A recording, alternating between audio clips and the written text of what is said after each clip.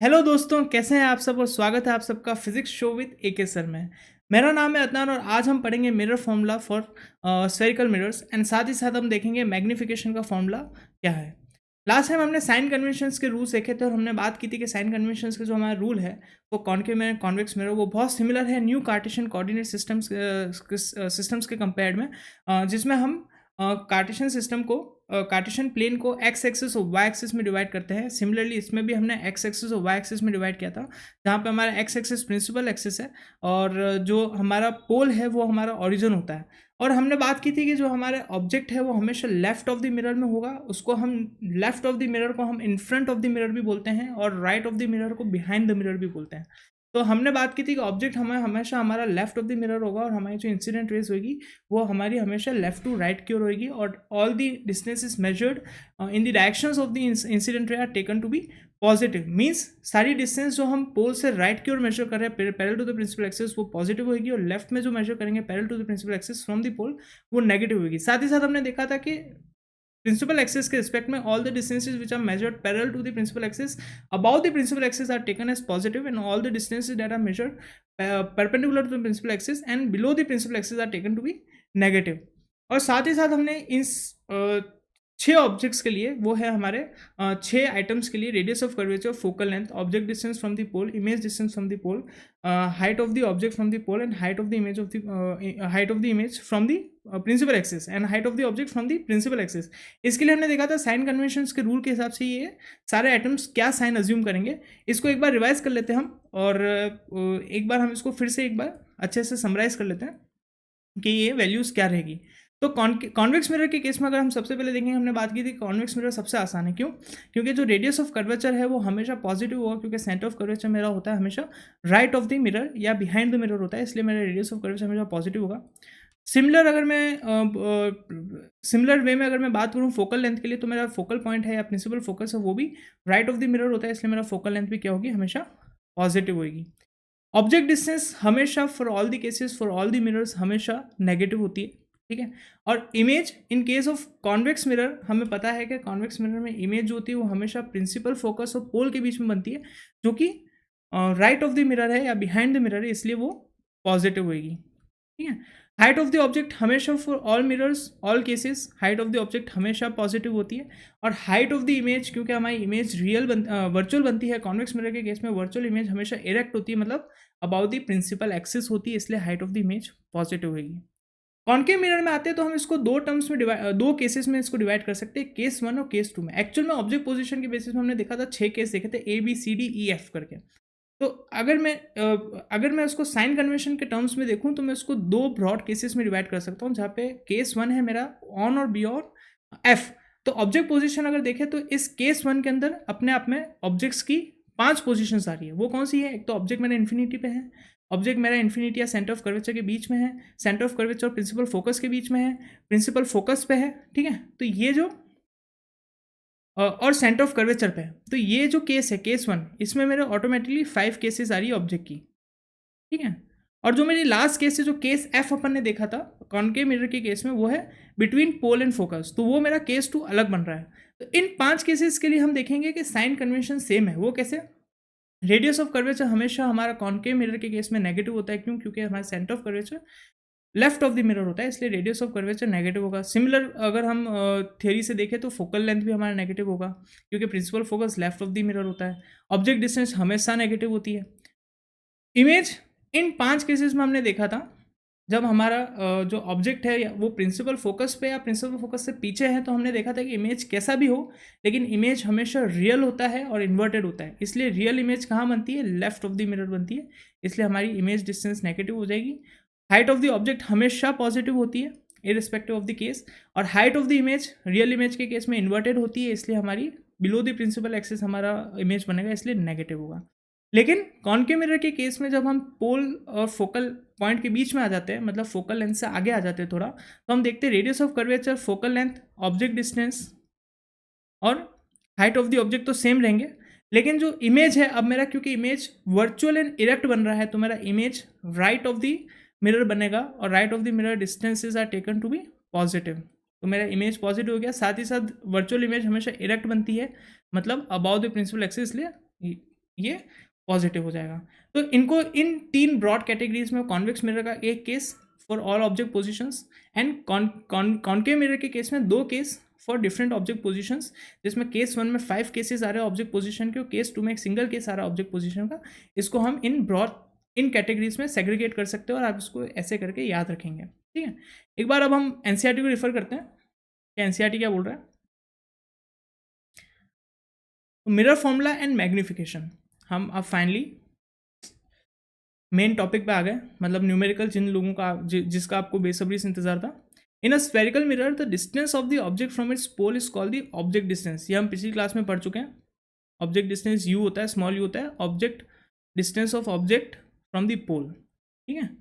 और the distance of image from the pole of the mirror is called the image distance, और उसको हम small we से represent करते हैं। You already know that the distance of principal focus from the pole is called the focal length. ये हम पहले ही देख चुके हैं। There is a relationship between these 3 quantities. कौन सी? Object distance u, image distance v, and principal focus f, small f, given by the mirror formula, which is expressed as 1 upon v plus 1 upon u equal to 1 upon f. तो ये हमारा main mirror formula है। ये है हमारा mirror formula, ठीक है, जिस पे हम न्यूमेरिकल्स करेंगे। आगे पढ़ते हैं एक बार। This formula is valid in all the situations for all spherical mirrors for all positions of the object, ठीक है। और हमने पहले भी देखा था, ये मिरर फॉर्मूला देखा था, और हमने साथ ही ये भी फॉर्मूला देखा था, r इक्वल टू 2f या f इक्वल टू r/2। और हमने तब भी कहा था कि ये तभी वैलिड है जब जो अपर्चर है, अपर्चर क्या होता है, जो सर्कुलर आउटलाइन होता है मेरा स्फेरिकल मिरर्स का, उसका जो डायमीटर होता है, मतलब ये m से n जो मैं स्ट्रेट लाइन ड्रॉ करूँगा, ये जो होता है मेरा अपर्चर होता है, वो बहुत ही छोटा होता है compare to radius of curvature, ठीक है। तो मिरर फॉर्मूला हो या मैग्निफिकेशन का फॉर्मूला हो या f इक्वल टू r/2 हो, ये सारे तब वैलिड है जब मेरा अपर्चर है वो रेडियस ऑफ कर्वेचर से बहुत छोटा है, ठीक है। You must use the new Cartesian sign convention while substituting numerical values of u, v, f and r in the mirror formula for solving problems. मतलब ये बोल रहा है कि यू वी ऑब्जेक्ट डिस्टेंस और मिरर इमेज डिस्टेंस है from the mirror, या height of the object या हाइट ऑफ द इमेज हम जब भी यूज़ करेंगे, या फोकल लेंथ की एफ की वैल्यू हम जब डालेंगे, या रेडियस ऑफ कर्वेचर आर की वैल्यू डालेंगे, तो हम साइन कन्वेंशन को दिमाग में रखेंगे।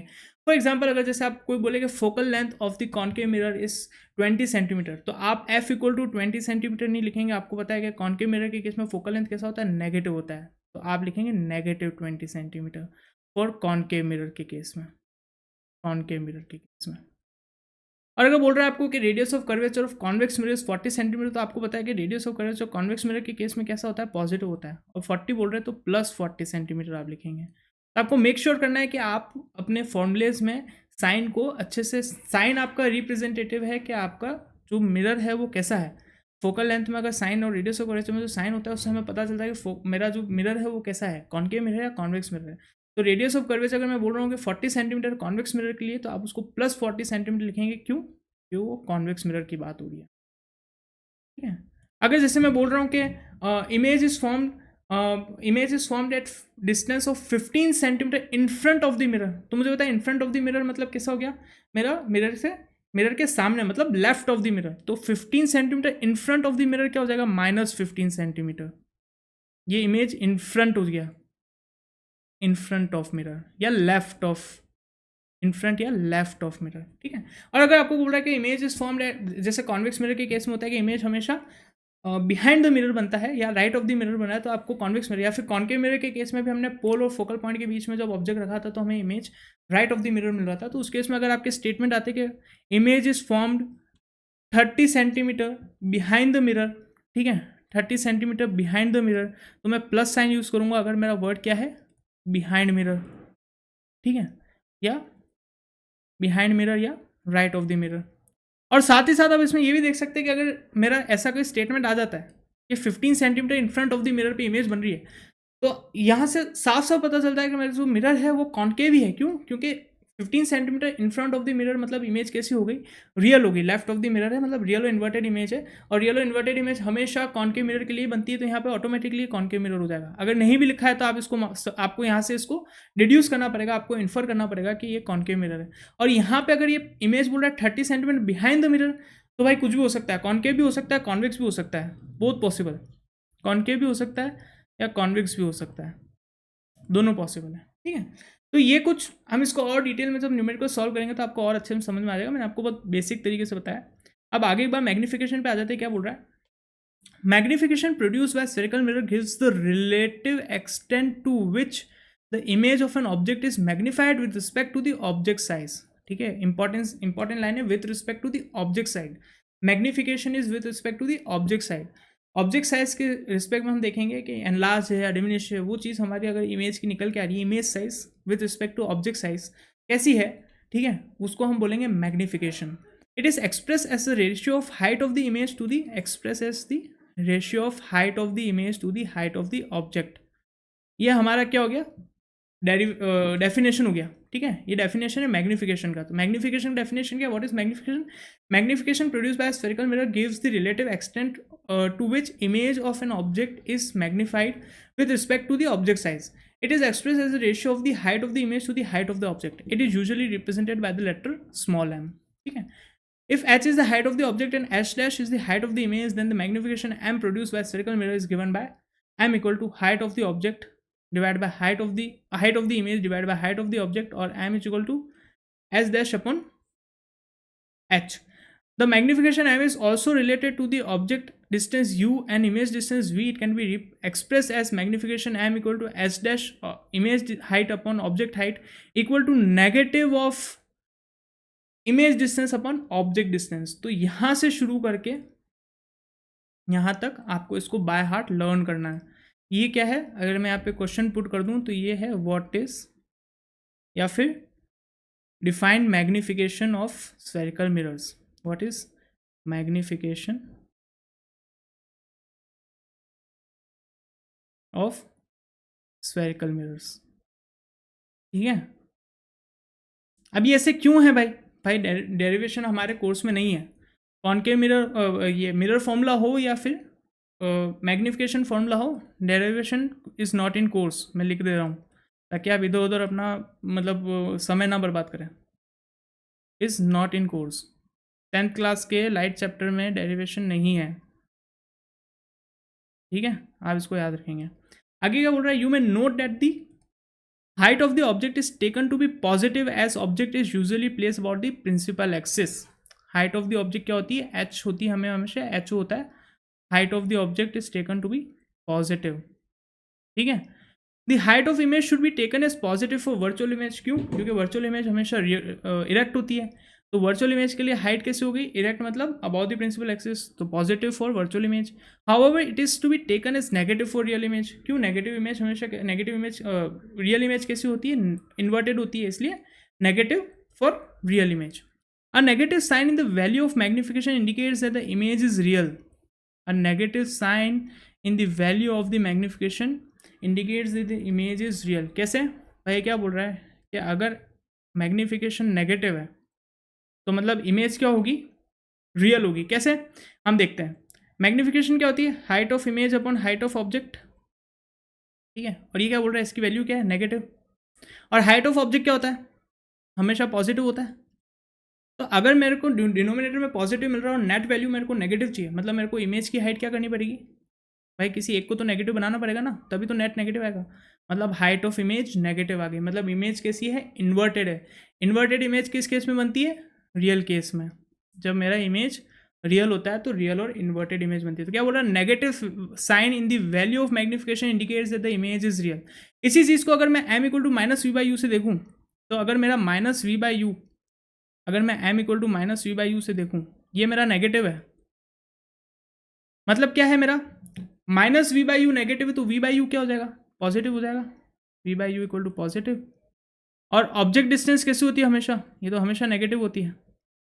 अगर ऑब्जेक्ट डिस्टेंस नेगेटिव है और नेट रिजल्ट मेरे को पॉजिटिव चाहिए, तो मेरे को इसको भी नेगेटिव बनाना पड़ेगा, क्योंकि नेगेटिव अपॉन नेगेटिव क्या हो जाएगा, पॉजिटिव हो जाएगा। मतलब इमेज मेरी कैसी हो गई, इमेज डिस्टेंस नेगेटिव हो गई, मतलब image is to the left of the mirror. इसका मतलब क्या हो गया, इमेज कैसी है, रियल है, क्योंकि रियल इमेज हमेशा in front of the mirror बनती है। तो यहाँ से भी हमने प्रूव कर लिया कि अगर मेरा मैग्नीफिकेशन नेगेटिव है तो मेरी इमेज कैसी होगी, रियल होगी for spherical mirrors. A positive sign in the value of the magnification indicates that the image is virtual. इसको भी देख लेते भाई। अगर मेरा मैग्नीफिकेशन, अगर मैं h i upon h o से देखूँ और ये मेरा क्या है, पॉजिटिव है, मतलब क्या h i upon h o positive हो गया, और एच ओ तो हमेशा पॉजिटिव होता है, तो डिनोमिनेटर पॉजिटिव है, नेट रिजल्ट पॉजिटिव चाहिए, तो एच आई भी मेरा क्या हो जाएगा, पॉजिटिव हो जाएगा। मतलब मेरी इमेज कैसी बन रही है, इरेक्ट बन रही है। इरेक्ट इमेज किस केस में बनती है, वर्चुअल केस में, ठीक है। और सेम चीज़ अगर मैं माइनस वी बाई यू से देखूँ, माइनस वी बाई यू, और ये मेरा अगर पॉजिटिव है, तो माइनस वी बाई यू अगर पॉजिटिव है तो वी बाई यू क्या होगा, वी बाई यू नेगेटिव होगा, क्योंकि नेगेटिव के आगे ही मैं नेगेटिव से मल्टीप्लाई करूँगा तो पॉजिटिव बनेगा, ठीक है। और इमेज डिस्टेंस तो हमेशा नेगेटिव होती है, और अगर मेरे को नेट रिजल्ट नेगेटिव चाहिए, इमेज डिस्टेंस नेगेटिव है, ठीक है, ऑब्जेक्ट डिस्टेंस नेगेटिव है सॉरी, तो इमेज डिस्टेंस क्या हो जाएगी, पॉजिटिव होगी, तभी positive divide by negative, result मेरे को नेगेटिव देगा। और इमेज डिस्टेंस पॉजिटिव मतलब image is behind the mirror और right of the mirror. Right of the mirror कब होता है, जब वर्चुअल और इरेक्ट होता है। इससे भी प्रूव हो गया कि मेरा जो इमेज वो कैसा होगा भाई, वर्चुअल होगा, ठीक है। अब आगे इसके क्या है, आगे न्यूमेरिकल्स है जो हम बाद में देखेंगे, ठीक है। और नेक्स्ट क्लास में मैं आपको कुछ बहुत ही बेसिक क्वेश्चन सॉल्व कराऊंगा साइन कन्वेंशन के बेसिस पे। तो साइन कन्वेंशन जिससे हमारा और भी स्ट्रेंथन हो जाएगा। उसके बाद हम और एडवांस न्यूमेरिकल्स में जाएंगे। मैं न्यूमेरिकल्स आपको क्लास के थ्रू सॉल्व करके हम लाइव क्लास में उसको सॉल्व करेंगे, और मैं वीडियोस अपलोड करूंगा। साथ ही साथ में बहुत सारे क्वेश्चंस प्रिपेयर करके आपके ड्राइव लिंक उसकी मैं आपके डिस्क्रिप्शन में डाल रहा हूँ। पुराने वीडियोस भी जितने भी है कंसेप्ट बेस्ड वीडियोस है, उनकी भी ड्राइव लिंक वीडियोस में शेयर्ड है, प्लेलिस्ट की लिंक, आप उनको भी फिर से देखिए। और अच्छे से चैप्टर को करने के लिए आप मेरे साथ बने रहिएगा। मिलते हैं अगली क्लास में। अलविदा।